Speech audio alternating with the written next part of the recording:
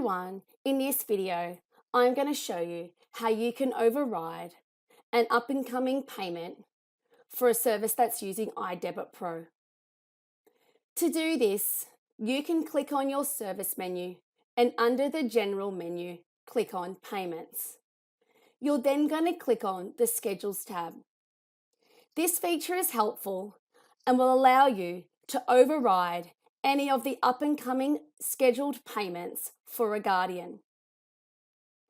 A helpful hint: if you cannot see any values in the dates, this indicates the guardian is on a variable payment schedule. If you can see a value in the field, this indicates the guardian is on a fixed payment schedule.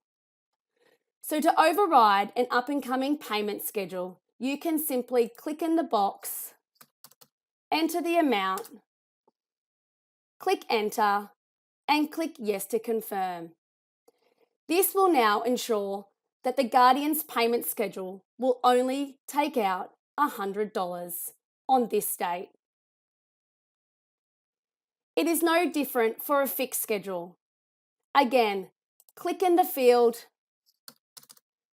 enter in the new amount, click Enter, and then click Yes to confirm. This feature is very helpful and will save you from updating a payment schedule for just 1 week and then having to change it back. By using this feature, it will allow you to specifically select an individual date. You can choose multiple dates, however, it must be done one at a time.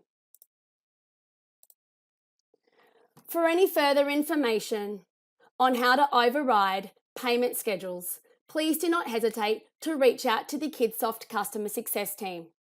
You may also like to look at our additional video tutorials in our YouTube channel for more tips on Kidsoft. Thank you.